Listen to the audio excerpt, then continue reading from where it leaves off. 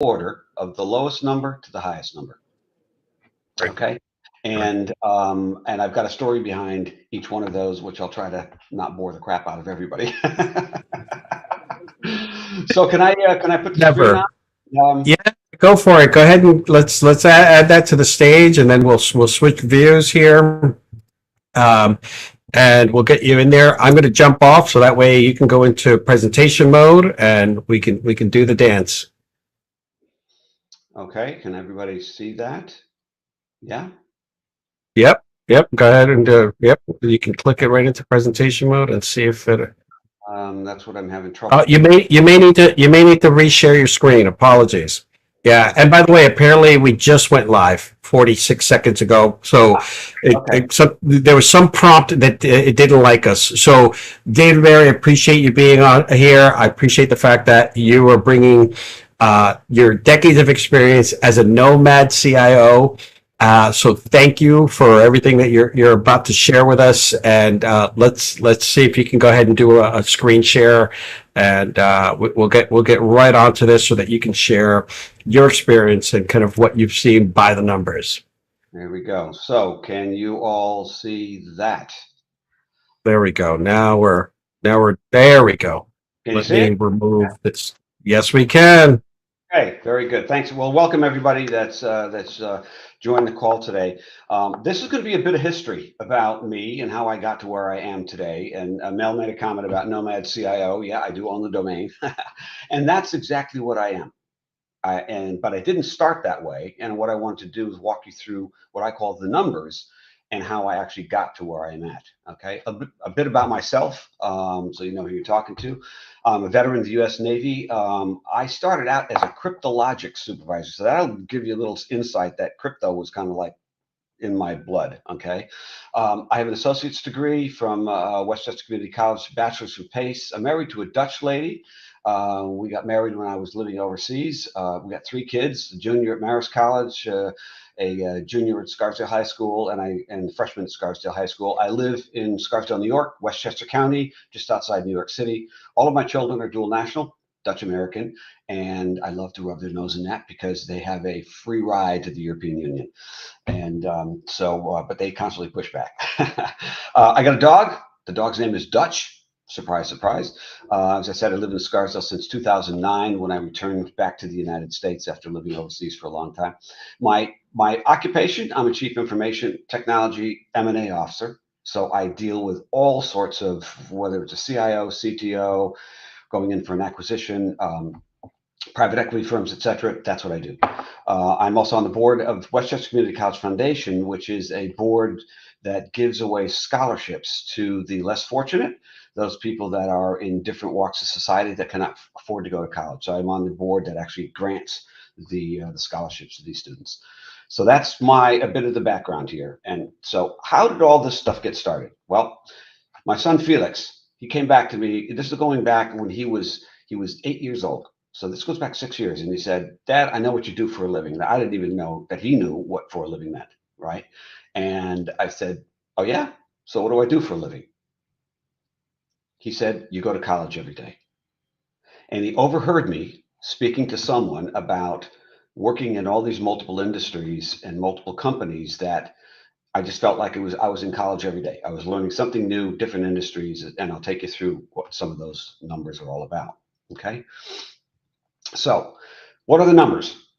We'll take it in sequential order from one to infinity. One, I was awarded the CIO 100 award back in 2005 for doing an integration of a company. When I was at Coty, I was a CIO for Coty Cosmetics. We bought Unilever Cosmetics, and under a year, I had to integrate the company. Major 14 countries at Unilever integrated it all into Coty's infrastructure.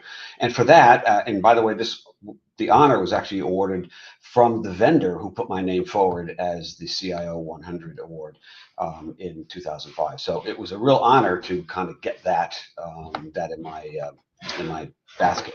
Number two, companies. I started two companies in my career. One was called Progressive Automation Company, which I bought and sold years ago, and then Nomad CIO, which I started in 2010.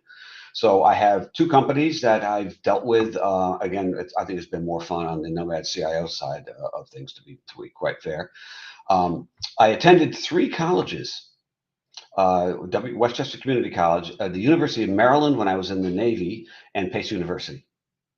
And so that's for me. For me, I'm a family of six brothers and sisters. So my dad didn't have the money to go send us all off to college, and I paid for mine through the GI Bill, and that's how I was able to do what I did. But it'll get more interesting as we move through the numbers. All of this, I'm a million miler on three airlines. And I'm close to a million on like four others, but the ones that count, Delta, American, and KLM, where I'm platinum for life on KLM, which means I had to fly 100,000 miles per year for 10 years straight to get this. And I was sitting in an airport one day, and this young guy, he's probably in his 28 to 30 years old, and he said to me, "Wow, that's really cool. You're a million miler." And I looked at him and I said, "No, that's not cool. That is definitely not cool, because do you know what it takes to get a million miles? How much time you're away from your family, how much time you're sleeping on a jet someplace going to another continent across time zones, etc." So I said, this is not a luxury thing. This is something that I had to do as part of my career, my growth, and it allowed me to span into countries and companies and industries that you'll see here shortly. Um, I've lived in three countries: France, Spain, and the Netherlands. I met my wife in the Netherlands. Lived in France for 4 years, Spain for a year, and Netherlands for 11. So I spent a lot of time overseas. And the one thing I tell people about living overseas is that what it's taught me is culture, whether that's political culture, food culture, people culture, just getting around a country culture, knowing what to ask, what not to ask, etc. Learning cultures has been hugely important, and I've been able to expand that kind of cultural knowledge over the years. Eight. It took me 8 years from the time I received my associate's degree to my bachelor's degree, because, like many of you on the call, I had to work. I had to work, every day. That's how I got all these million miler airline situations, because I was working and going to school at night, doing school at day, on the weekends, whatever it took. So 8 years, and my son, when he saw that, he looked at me and he goes, "Dad, wow." He looked at me and said, "Dad, I don't think I'm going to spend 8 years." I said, "No, probably not, because Dad's paying for it, and that's why you're not going to spend 8 years." But that's what I had to do, right? Coming out of the military, going to college, getting my associates, and then getting my bachelor's degree. It took a long time, and I worked in between all of that in order to make that happen. And as I said, I lived overseas in Europe 15 years. France, Spain, and the Netherlands it was 4, 1, and 11 was kind of the count. I also, by the way, in the military, lived in Germany for 2 years, but I don't even count that. Okay, so I've got all this stuff of living overseas and living in many countries, and the one thing I do, and as a result of having lived in so many countries, is I ask people all the time, "What's your heritage?" Right? I ask you, "What's your heritage?" And they always love to volunteer. "Well, I'm from Latin America, or I'm from India, or I'm from South Africa, or I'm from Egypt, or I'm from Poland," and that helps me understand the culture and what they're thinking about, what's important to them. And when I speak to them and tell them some of the countries I've lived in, they tend to share more of that information with me. And so it's been, for me, again, that's part of the going to college every day, because I get to learn all this stuff about countries and cultures and food and things, politics and policy, and all of the things that just living here in the United States alone would not give me that capability. 17, 13, and 5. Now, I know you're not going to believe this, but I've implemented SAP 17 times in 13 countries in 5 languages.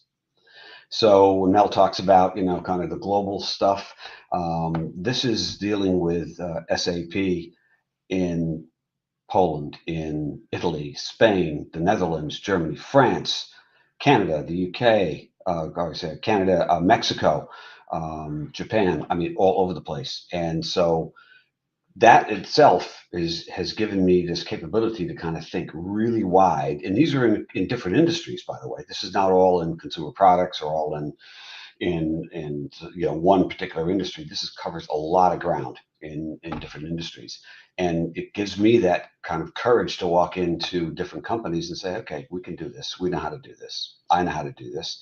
And it's not me being the tech guy. It's me being the person that can bring together the organization, the people, and give them the confidence to make it happen. And of all of these 17, I'm very proud to say I've never had one screw up where the thing has gone sideways. So all the stuff you read in the paper and in the press, you see online about, company X spent $100 million doing SAP and it went toes up. That was not me. That was not me. My kind of going in position is we're going to be successful at this, and we're not going to try to launch a space shuttle in one go.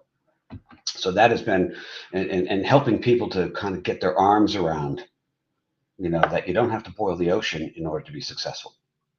That's often could be a difficult one for many people. I've worked in 18 unique industries in my entire career. 18 different industries, from food to aerospace to apparel, footwear, financial services, medical. I mean, I could go on, all these different industries. And one of the interesting jokes that people make of me, and I used to be the CIO for Lululemon in Vancouver, and I went from there to Bombardier Aerospace in Montreal. And so the joke became, well, I went from pants to planes. So, completely different industries. I went from an apparel retail company to a company that makes jets. The jet that they were making at the time is now called the A220. It's now owned by Airbus. At the time, it was built by Bombardier Aerospace.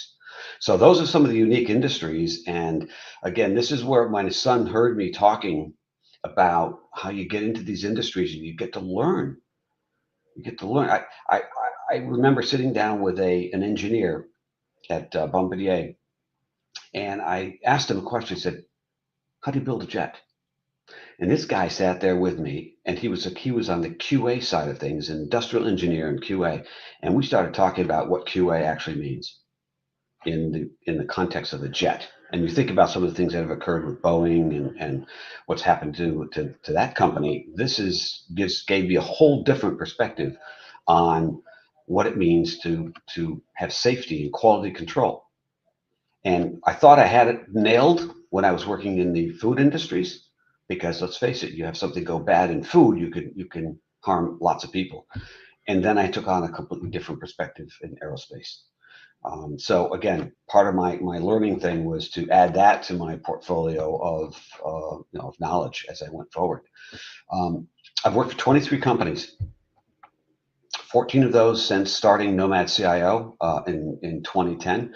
And I will tell you the story behind why I started Nomad CIO, and many of you it may resonate with some of you, which is I had worked in consumer products for 30 years, and I often wondered why it was so difficult to get a job in financial services, in real estate, in medical, in pharmaceutical. Right? We tend to get interviewed by people, and they say, "Well, you don't have enough experience in this particular industry." And I was hell bent in trying to figure out what it would take to get into different industries and break the code, and I did. And my first company outside of consumer products, by the way, was Polycom in California. And it was I went from basically a cosmetics company. I was the CIO for Coty and cosmetics, to Polycom in Universal Communications. And it was just awesome to be able to go into a company, but take all that experience and then translate it to what it now means in the high tech industry. So that's again, I have a list of the companies. I'll be able to show that to you toward the end of the presentation. I've worked in 25 countries. Yeah, 25 countries. In fact, I had to go in for another thickness in the old passport a couple of years ago because I had so many visas going on in so many different countries that I had actually operated in and worked in. When I say worked in, I don't mean fly in for the weekend in Frankfurt and kind of thing and say shake hands with someone and have a beer and come home. I mean like be there for like weeks, months, years at a time. And that's where I got my kind of expansion of culture, of trying to understand what makes things tick in Japan that's different than Poland, than in the Czech Republic, than in Luxembourg and in Italy, right? And trying to compare all those notes so that when I walk into any given country, I'm aware of what I can do, should do, what questions I can ask, shouldn't ask, because I've learned all of these different cultures and the cultural boundaries that go along with working in 25 countries. 63 rock concerts. I had to throw this one in, Mel. 63 concerts and AC/DC 7 times in 4 countries. It's one of those. I got 3,689 LinkedIn connections, not followers, but connections. And of that, about 30% are outside the United States. So there's a significant number of people that I still stay in touch with on a regular basis in France, in the UK, in Poland, in the Czech Republic, in Italy, in Spain, and all over the place. And I do that because A, I like to, and B, I think it's just super important that you maintain the connections to people that you've worked with, because the old saying, it's be nice on the way up because you never know who you meet on the way down. It's being able to call somebody in Switzerland to say, would you mind giving me a reference for a job that I have that's going on in Canada? And that's what I've been able to do. Infinite, the number of stories that I can tell. Mel knows this. The number of stories that I can tell is just over the top. And you learn this along the way. And I don't mean like talking about novels and things, but simply giving people an insight as to the way different people operate, or things that have happened to me in my career where I can tell a 1-minute story and it will resonate, because people don't remember specific technical facts, they remember stories. And I'll give you an example of a story. I was working at Bombardier Aerospace and in Canada, in Montreal, and I had this business meeting. There's about 10 countries there. And so Italy, Canada, the US, Spain, Germany, all these countries. And there was a British guy in the group, and he said, the people were talking, and they said, oh, that's interesting. And so I stopped the meeting, and I said, could you tell everybody what you meant by that's interesting, coming from a Brit? And what it means is, I don't care. I'm not interested. And all of the people sitting around the table were like looking at me, the British guy with a big smile on his face, because he realized that no one around the table, when he was using that expression, that's interesting, knew that he basically meant, I don't care. And it's those kinds of stories and those kinds of things that I can now share. I share that with my children. I share that with people in different industries to give them a sense that there's a lot out there to learn. There's a lot to learn, and I don't think learning for me personally has ever kind of stopped. It's just a nonstop thing. So those are the numbers that I kind of threw out there and say, hey, this is me. This is how I kind of got myself going. And then in the process, I basically then said to my son Felix, I said, here are the numbers, guy. What do you think? And so he sat there and he looked at me and he said, you still don't know how to use the iPhone. And I looked at him and I said, I don't know what you're going to do in college, bud, but I think you've got to start thinking about things differently than using an iPhone. But what it taught me is the message is that he's 14. His world, where he started from, is 1,000% different than my world, where I started from, where phones didn't exist and PCs didn't exist and so on. And now here we are. And so I get to share with him all the things I've shared with you, to get him to know that, hey, the iPhone popped on your desk and in your lap, but you didn't experience how it got there. I did. And when I say that to him, he kind of looks at me and he goes, what's next? I said, AI's got everybody's attention right now, so maybe you ought to pay attention to that and not your iPhone. So that's a bit of me. Thank you for listening to my story. It's been an honor. And what I did want to share with you, by the way, these are the companies that I've worked for to give you a sense of where they are, countries are, what the industries are, etc. That's the first batch. Just yeah, just a few, just a couple. Here's the second batch. So 23 companies across 18 different industries. Jesus. That's my story, So Mel.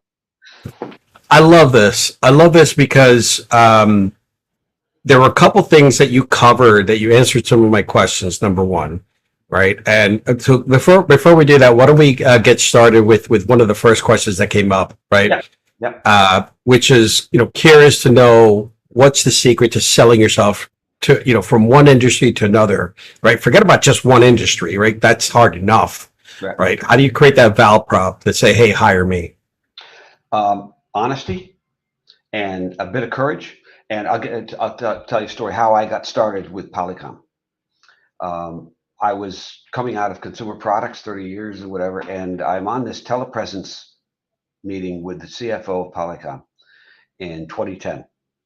And he said to me during the call, he said, well, I'm actually looking for a high-tech CIO. And I knew what he meant. I'm talking to a guy out in Pleasanton, California, right in Silicon Valley, and he was looking for somebody from Silicon Valley. And I looked up at the camera and I looked him straight in the eye and I said, I don't know what a high-tech CIO is. You're either a CIO or you're not. Well, this guy turns completely beet red in front of me. I thought, okay, what have I got to lose? And then a week later, he called me up and he said, can you come to California? And I asked him why. And he said, because no one has ever had the courage to ask me that or to make that statement to me.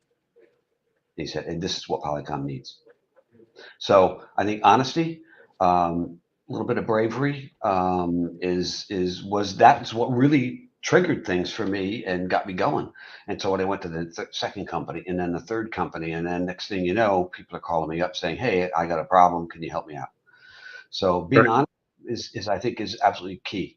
And not coming up with some story that is kind of a cookbook, right? Story out of sounds like it came out of the Harvard Business Review. No, it's just from your heart. From your heart. This is a perfect segue into what I had to ask you and record, because every time I hear it, I'm amazed. And you drop this into the sim calls and when you're doing the give back, right? And this is why, and it may have been missed as part of the live stream, but this is why I needed to have you on here, because you are the epitome of a extraordinary leader.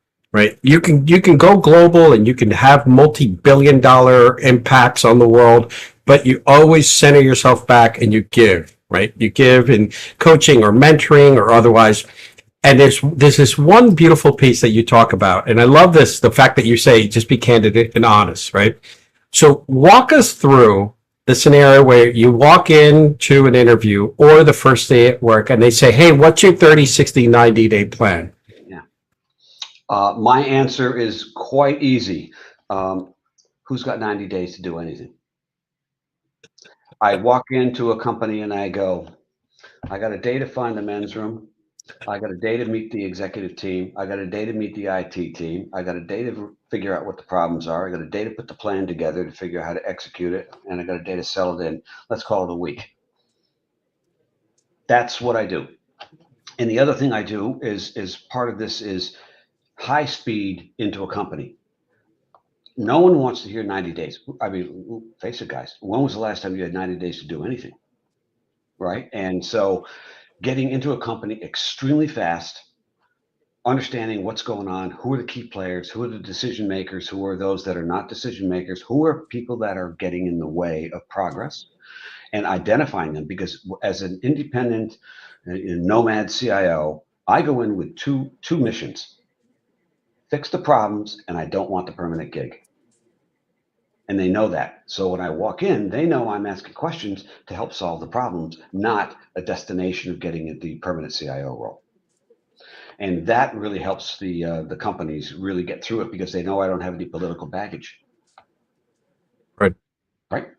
I mean, that is what it is, right? And I tell you a story on this thing. Tom Shoes in L.A., and I was sitting down with the CEO at the time, was a Swiss guy, and he when I told him that I had implemented SAP all these times, he just he just stopped the conversation. This is on a Thursday, and he said, "I'll see you Monday."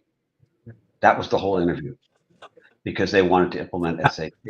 And when I got to California, he said, "Let me kind of 2 weeks in, he said, well, let me introduce you to the head of operations." I said, "I've already seen him." I said, "What about the chief financial officer?" "Yeah, I already know him." "What, the head of the market?" "Yeah, I know her. I've already met her." And he looked at me like, he said, "You only been here 2 weeks?" I said, "Yeah. My deal is like, you think I've been here for 2 years. So you don't end up with the having to navigate political Right. ground." And I've always found that to be a lot of fun because then you can just say whatever the hell's on your mind. It's gotten me into trouble before, but I get what you mean. I have had to pull it back a little bit, but I love this, especially the question I get asked a lot, which is how do you, and it's right tied into what Raj had asked us, was, how do you switch industry, right? Everybody has a lack of confidence in switching industries because they hear the same thing. Well, you don't have any experience in CPG. You don't have, and I tell folks, and I've got my standard pitch and everything else that we develop so that we can shorten how we present ourselves. And I've been in 3 financial service institutions, 4 startups, manufacturing groups, CPG, 3 media agencies, and then I always add, and if you ever hear me say it, and a partridge in a pear tree. Why? Because it's like, might as well, right? But you epitomize the breadth of, you probably hit almost, I mean, I'm sure you have a short list of the industries you want to hit, as you ride into the sunset. But I love this because you've got folks like Lee, who's posting things like he's coming in from a law enforcement side of things. He's got cybersecurity experience, but he's working in the corporate world, right? So, trying to fit and trying to find that fit and that need, right? Where if you can come into an organization and say on a Thursday interview, I've done this 10, 15, 20 times, whatever it is, and that's the only qualification that they need, plus knowing kind of the breadth of your experience. That's clutch, right? And I think one of the biggest challenges is people's confidence in their skills. Well, yes, Mel. And so, and for everybody on the call, when you're interviewing for a job outside of your core industry, you have to have the courage to say, and I've done this, by the way, several times. I said, "I know 80% of what you do." Every system out there, financial systems, they're all the same. Commercial systems, pretty much the same. BI systems, the same. What I don't know is the 20% of the market you're in or the product you make. So I only have to learn 20%. I don't have to learn, 100%. And when you're interviewing with people, they tend to interview you like you're brain dead, like you don't have any clue about what's going on. And when I say that to them, and I say to them, "You tell me what's unique about your financial, what's unique about your commercial, what's unique about your manufacturing." And there's always some uniquenesses in the Right. areas, but it's a small percentage of the total that you have to know to be successful in those industries. Right. Right. And so when people say that, I had this one head of HR, and she said to me, she goes, "Dave, nobody ever said that to me." I said, "Well, think about it." I said, "You're in HR. Does it matter if you go from clothing manufacturing to ice cream? HR is HR, right? Right. The skills that you would have to interview for are different, but HR is HR." And so think about that from an IT point of view, and it's very, very much the same. And if you talk about companies today, you're going to walk into a company that's their focus is AI. Well, if you know the industry pretty much, or you have a kind of a good feel for what BI is all about, what data is all about, right? It doesn't matter if you're making airplanes or pants. It's all about the data. Yeah. And that, I think that's key. So have a bit of confidence when you walk into these guys, because the people you're interviewing with aren't necessarily the people that really take on that same kind of scope and expansion of the mind when they're interviewing you. They're interviewing a very, very narrow focused. Right. Okay. And we can freely admit we get stuck in certain cycles where that's all they're seeing, that's all they want, right? If you don't check those boxes, they're not even, you're not even getting qualified. And I love what you had mentioned, of the number of contacts you have. And this is really, really important, which is how we met, which is how, a lot of folks is the network, right? It's the power of the network. And I say this to my clients, I say this to my colleagues, my mentees, my everyone. It's not who you know, it's who knows you. Right. Who's worked with you, who knows your values, your dedication, and and leveraging that network, right? Getting on calls on a regular basis. What have you been up to? Hey, what's going on? Hey, how's Felix doing? How's, where are you, which continent? Like I call you up, I'm like, which continent are you on? Right. And then I narrow which time zone are you in, right? Because I know, right? And you build a relationship. So walk me through everyone who's out there who's saying, I don't have time to get on LinkedIn. I don't have time to connect. I don't have time to create a short list of people that I always connect with. Walk me through what your logistics are in doing that. That's a great question, Mel. I don't think I have a particular approach other than I will be going through my LinkedIn profiles and I'll say, hey, you know what? I haven't talked to this person in a while. So I'll fire off a note. Hey, how you doing? What's going on? I don't have to write a novel, just a quick, how you doing? What's going on? That tends to get people to say, hey, Dave, thanks very much. Haven't heard from you in a long time. How you been? What are you doing? How's the fam? That kind of stuff.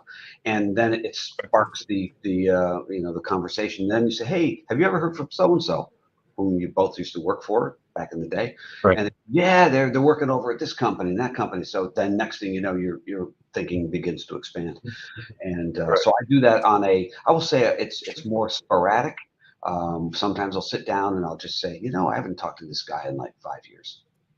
Let me just shoot him. And 99% of the time they come right back. And because they just like to hear from people, et cetera. They want to know what you're doing. They want to know how you do it, et cetera. So that for me has been my way of getting through things. And we got 3,000 people on LinkedIn. You're not going to get every one of them, but I do try to reach out and expand, and I do try to let people know what I'm doing. That's why LinkedIn, as I always say, hey, by the way, I'm working for this company now, and then that sparks a lot of people that know me to send a note, and then I respond back. So that's another way of triggering the conversations from days gone by.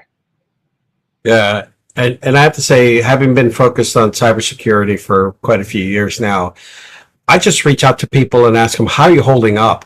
Right? Because there's so much pressure and so much going on that it's a life check, right? It's are you alive? Are you surviving, right? And I love getting into those conversations with folks because sometimes I need to help them out. Sometimes I need to figure out what's going on. So, it's really interesting. We connected in because you came highly recommended. I love Rona. Rona Canada is just one of the most incredible recruiters and people that I've ever met. And she said to me, she's like, and I remember this, it was one of the SIM events when I was still out on the East Coast. And I'm going to share this. We're sitting at the table. She goes, you were about 3 tables away and it was dim and there was a panel discussion. And she goes, Mel, you've got to get to know David Perry. And I'm looking across and, I'm working the floor. This is, I don't know, probably 7-8 years ago. I can't even remember. And I'm working the floor. I'm talking to people, reconnecting. And I said, you know what? I need to go to the men's room. That's where we meet, is the men's room. Yeah. You and I. Right. Men's room, right? I'd say, going into an organization where there's these top line CIOs and CISOs, and I didn't have the role yet. I didn't have the confidence in my skills. And talking to you was, and again, this is why I truly classify you in the league of extraordinary leaders. Is you were just open to a conversation. You were just natural, and you don't always find that. Right? So I'd love to get your kind of opinion, advice, or guidance on folks who are in that mix and are afraid to approach that senior leader. So a couple things I would, that's a great question as well, Mel. A couple things I do. One is when I communicate with people, I tend to ask them for advice, especially if they're people I don't know and I want to make a connection to. Ask for advice. Don't ask for a job. Don't ask for a role. Ask for advice. So think about some areas that you need some assistance in terms of, thinking about maybe your next job, your next step. You don't know how do I change from financial services to medical, and get a connection to somebody that's in, say, the medical industry, and ask them that question. I'm looking for some advice. Everybody love to give advice, right? And that helps stimulate the conversation. I've had a couple times when I call up somebody and I think they were with Revlon, and they said, "Hey, have you talked to the guy at Colgate?" I said, "No." He goes, "Let me put you in touch with the guy from Colgate." And Colgate, what are we talking about? From toothpaste, right? Kind of thing, from cosmetics. So it was a completely different intro. I got an introduction to this person. This person said, "Hey, I know a company that's looking for a CIO, etc." And that's how the whole thing goes, right? But it's all about asking for advice, right? Of kind of what does it take to get into these different industries. When you're in a live event, and I had this happen at one of the sim events, and I was talking to this guy who was sitting next to me, and you could tell this guy was extremely nervous. And he said to me, so I reached over and I said, "Hey, how you doing? What's going on?" And he goes, "Yes, my first time I've ever been here," and da da da. And I said, "Okay, you want to meet some people, right?" And he goes, "Yeah, I'd love to." I said, "Okay." And so there's a guy sitting on my left. I didn't know this guy. So I reached over and I said, "Hey, I'm Dave. How you doing? What's going on? And by the way, this guy over here on my right is Bob. Why don't you guys have a chat?" It was that simple to make that connection, right? And it was like, this guy's freaking out, you can imagine. And it was not that hard because this guy was sitting by himself. This other guy sitting by himself. I'm in the middle. I'm saying, well, you two guys ought to talk to each other, at least for any other reason, to get to know each other and to have a contact going forward. So I Right. think you got to be a little bit brave and a little bit overt and outgoing, and to make the connections. Don't be afraid. I mean, I'll walk up to anybody. I don't care who they are now. And by the way, I didn't start this way. I was a very introverted kid. Okay, as a young Right. man, I was very introverted. Now I'll talk to anybody. I don't, somebody walking down the street. How you doing? What's going on? And that's why I ask people about their heritage. Where they from? What country they Right. from? What languages they speak? Right? Because I really want to understand the cultures, and it also gets me an opportunity to maybe speak the languages that these other folks are talking. Right? So. Right. I can attest to your willingness to have a conversation anywhere, including starting one in a bathroom. So, as, as a, so, so networking, like Michelle Tillis, Letterman, Connectors Advantage, right? It's again, who knows you, who knows you is really the key that I love about that. But also, you talked about being vulnerable, being a little bit, little bit out there to kind of break that mold of I don't know who to talk to, I don't know how to approach someone. I literally walk up to folks and I'll the same thing I'd reach out to my existing contacts where I'm like, "Hey, how you holding up?" is the same thing I could ask a person, "How you holding up? What do you do? Right? What do you do for a living?" Right? It doesn't have to be some structured conversation. We're all humans. No, not at all. In fact, it shouldn't be structured because I think that freaks people out. Right. Quite a, you try to structure something.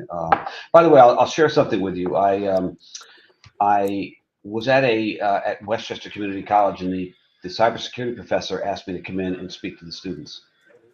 And I walked in, and I had a student say, "Well, you can use this PC to connect to your PowerPoint and all this stuff." And I looked at him and I said, "I don't have a PowerPoint. I'm here to talk."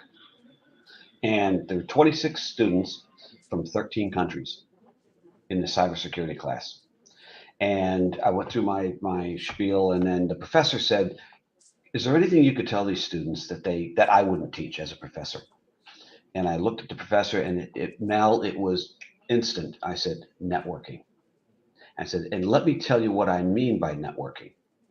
And so I explained to them what I was talking about. And then this other young lady, she said to me, "Could you tell me what you think we should be doing when we go for an interview?" And I looked at her. Imagine this now: you got 26 students, 13 countries. And I looked at her and I said, "Yeah, don't do what you're doing right now." And she kind of looked at me, and then her eyes went away. And I said, "You're doing it again." I said, "If you want a job, you look them right in the eye and don't take your eyes off of it. Because as soon as you do, you go sideways, they think you're not interested or you're interested in your phone or something else." I said, "You've got to break a habit." And by the way, culturally, that is often difficult because certain countries do not, or certain cultures don't accept staring at people right in the eye. Right. So there's a bit of a balance here that people have Yeah. to understand. And so this young lady she was like, and by the end of the class, Mel, she was freaking staring at me. I mean, she was like, right on, because I was asking questions, and she would not take her eyes off. And how many people do you see today when you interview them, and their eyes are going like this, or they're looking Right. around? Right. Right. It's interesting you mentioned the cultural differences, not only in kind of and there's casting, there's approach, there's spec, there's all kinds of different levers, depending on the cultural upbringing. Yeah. But we got into this conversation, Sabatov, who runs the ICQ global pieces that we partnered up with. We talked about exactly what you talked about with the British piece, right? What a British person will say versus what they mean. Right. And there's a laundry list of these, right? And I've heard this online. There's a laundry list of don't assume what you just heard means what you think. That's right. Right. And it's really, really important, not only in understanding the level of respect that but also giving them the free rein to say in more candid ways. Right. And that's all the Candor and all these other wonderful books and everything else. But it's one of the things that I've had to figure out with like my teams, right? They're international teams, and I have to coach them and tell them, I say, you own this. So I'm going to need your help, right? I know you just want to do the work, but if you have an idea or a better way or an opinion, it's the only way we're all going to succeed.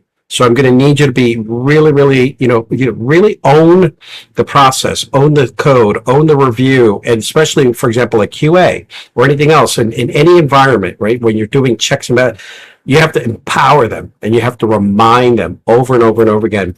This is on you. And I don't care which country you're from.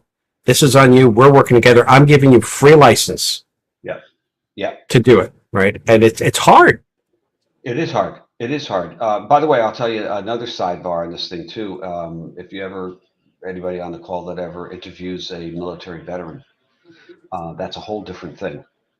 And you have to be aware of what you ask of a military veteran, especially someone that may have come out of a war zone. And I've had the opportunity to work with several military veterans, being one myself. I find it exciting when I get these guys that are coming in literally off the boat. I mean, they literally just came out of active duty, and they've been maybe in the workforce for 6 months. And I had this one guy who was actually in the Navy.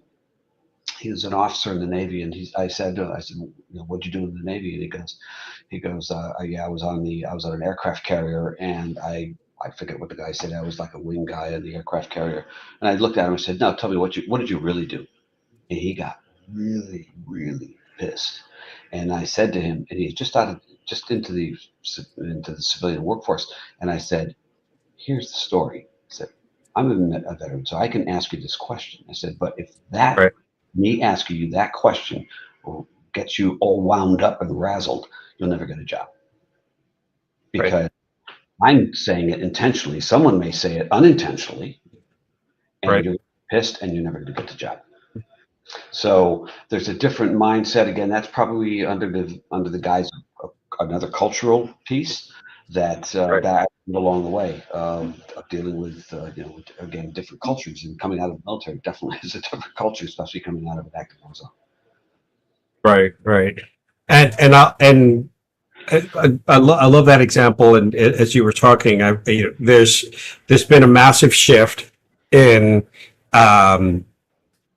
pronouns and how people express themselves and everything else, and making sure that as a leader you're staying on track and developing your ability to be able to, one, respect but also enable, Yeah. right, your teams and everyone else is, so what would you say to someone who's out there and saying, hey, how do I manage that? How do I learn from that? Or what do I need to do to kind of navigate those lands? Yeah, that's a hard one. I think everything is situational, right? I don't think there's any one answer to that. I think you, I think people have to be careful today in today's day and age, right, of what you say and how you say it. I think if you say things with an intent of being very positive and an intent of being very inquisitive, I think that comes across much better than kind of almost saying, "Hey, give me A or B," Right. right? Right. Again, I think it's a personality thing that that people tend to fall into. And I think, by the way, I'll tell you this, and I don't know if there's any HR people on the call, but there tends to be this regimen that HR follows through with, where the average person like me would not follow that. I would just ask anything, you know. Right. Right. And I think, again, that's part of the bravery thing. You got to be a little bit brave and ask a question that might be a little bit controversial, but knowing that, and you can couch that by saying, by the way, I'm going to ask you something that might be a little bit controversial here, but can you tell me? Right. Right. Yeah. Right? Yeah. I mean, Yeah. Yeah. It's interesting from having worked through a lot of, again, to your point, cultures, countries, and dynamics, the things that is situational, but also things you really have to put, and this is the one biggest piece, is as long as you're not being, how do I put it, malicious, right. Yeah. right? And there's a good intent and Yeah. there's empathy, right? You understand that you may offend someone, right? So you have to have a level of respect Yeah. when you ask it, right? Totally. Then there's a learning process for everything, right?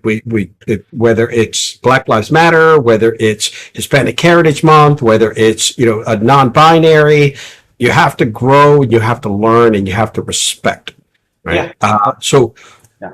yeah, yeah. And this is interesting. So you're a national for a couple of countries. Which country do you prefer? I love France. I mean, I Okay. got the food, the wine. It's just a hard one to overcome. I mean, I spent 4 years there, and it's like, man, I didn't want to leave, to be honest. Wow. Wow. It was a ball, and I mean, in fact, I spoke. I learned French when I was there, and I had a French teacher when I first arrived. And the day I was leaving, heading for the airport in the afternoon to fly back to the U.S., I had a French lesson, and I never spoke English to my French teacher ever. And Wow. it was for her, I'm sure it was a struggle because I was not exactly, Mr. Fluent, and it took 14 ways of asking the same question before she would get an answer that was even comprehensible. But that was my thing. I had this thing. I did not want to speak English to my French teacher. So that became something of a kind of a mission. And I managed to go 4 years and never speak one word of English. I'm not even sure she spoke English, to be honest, because the whole thing Wow. down from day one to the last day. 4 years went down in French, and so again, that was one of those fun fun parts of the world to live in. And of course, the Netherlands. I worked in the Netherlands for 11 years. My wife is Dutch, and here's the opposite situation. I'm going through passport control in Amsterdam. I give him my passport, and inside my passport is my foreign police card, which is like equivalent to like a green card. Okay, and so he pulls out the green card. He goes, "You live in the Netherlands?" I said, "Yeah." And he goes, "Where do you live?" And I said, "The Hague." And he goes, "You speak Dutch?" I said, "No." And he goes, "Well, you live here. You got to speak Dutch." I said, "Let me ask you something. If I spoke Dutch to you, would you speak Dutch back?" And he goes, "This is a customs guy I'm talking to." He goes, "Absolutely." And then he stopped and he looked at me and he goes, "Nah." This is the customs guy. So I'm thinking to myself, if the customs guy won't speak to you in Dutch, will I ever learn Dutch? And the answer is no, I didn't, because Right. every time you said anything and they detected an American accent, immediately went to English. Right. Right. Again, another Oh, one I of those love that. things, another one of those cultural things, that, and you would never Right. find that in a Latin speaking, Spanish speaking country, for example. That would be completely the opposite. And in France, Right. you'd see that. They would go, you would get a French lesson trying to get the communication going. Uh, Oh no, I made it out to France. So let me tell you, that was a boot camp of a week for me. Yeah. Yeah, that was it was very interesting. So as we're getting close to wrapping this up, we've covered a lot of pieces. And by the way, none of this was scripted. The only thing that was scripted was just the topic of by the numbers. You pull that together in less than a week, right? You pull together the information that you've been sharing, and so I appreciate that. I love everybody who's joined so far. Obviously, I needed to make sure that we got you on here as the first leader to kick off the leadership component of elite leadership. As you're going off into the next adventure, Mhm. what can everyone from just graduated high school to college to mid-career to they're a senior leader and they're like, hey, you know what? I'm bored. I retired and I'm bored. What should I do? What do you think they should be doing? You talked about AI, right? Which is great because there's a billion opportunities. And if you've got any AI or ML kind of prior experience or any data experience, data lake experience, you can marry some of those things together. But what do you, as the grandiose advice that you could leave everybody with to say, this is the meaning of life, and it's not 42, and it's not all the other wonderful pieces. What would you say to them now as they're building or expanding their careers? Learn as much as you can. I've gotten onto LinkedIn, for example. I've taken some courses in LinkedIn, and whether that's an AI or that's some other technology, I find it exciting to get in there and just learn stuff, just to learn what's going on. And some of the stuff, you know what, it's going to come and go. Let's face it, half the stuff we hear in AI, 6 months from now is going to be ancient history because something else is going to come by and wipe that out, right? Just like it did with the PC. Right? Remember the days Right, of PC? We had all these companies around. Now what is it? It's Dell, it's Hewlett Packard, and Apple. right, That's pretty much it. right, right, And right. so I think you're going to see a lot of that. In the meantime, though, there's a ton of stuff you can learn, and it's free. And it's Yep. an hour here, it's Right. an hour there, and that's what I do. I get online, I try to learn as much as I can. For those, by the way, that are into AI, Superhuman AI, which is a LinkedIn connection, I'd encourage you to do it. Get connected to these guys because they come up with stuff that I don't know how they do it, but they come up with stuff that is just, and I follow some of the stuff and I say, oh, wow, that's really kind of cool. Then I look at it and go, now I'm trying to figure out the application. How would I apply that? Right. In what industry would I apply that? Does it even apply at all? Right. Right. Right. So it helps you through that kind of constant learning processes, which is why my kid, Felix, and he says when he sees me online, he goes, "Oh, you're at college again, Dad, huh?" Always learning. Always be learning. ABL. Yeah, that's Right. it. That's it. Always learning because you know what? You get into different industries as you change different companies and different industries. Everyone's on a different scale in terms of what they've Right. learned. They know where they are in sophistication, and what the more you know, the more you can figure out how to apply that in whatever company or industry you're in. Right. Right. I love it. I love it. And I'm excited to hear where your next passport stamp will be that you'll land, whether it's personal or professional. And I'm really looking forward to our next catch up and our next conversation. Thank you for blessing us with the knowledge and the numbers, right? Which I tell everyone, it's quantifiable. Everything is quantifiable. Oh yeah, Tell me yeah. something that only you have done, right? No one on this planet has gone through the litany of that number of combination and permutations, right? So this is only a Dave Barry joint at this point, right? It was going to be my first number, Mel, but I took it off the list because I didn't think it would be the appropriate way to start. And the number is zero.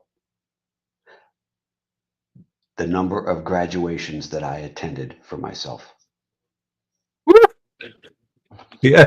I basically said, send me the diploma. I got things to do. And so that was going to be my start, but I decided I didn't want to do that because I thought it was a bit of a negative. But when I talk to my children about this, and I say, when I graduated from Pace University, I just said, they called me up, said, "You're going to attend?" I said, "No, I don't have time. I'm going to be on a jet to Chicago. Right.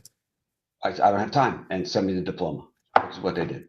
So I never Right. attended graduation ceremonies because I just didn't think it was important at that time. Now I sit back and go, gee, wouldn't it be kind of cool? And actually now I'm looking forward to my kids going and me being Yeah. the You live vicariously. Yeah, are you going to wear?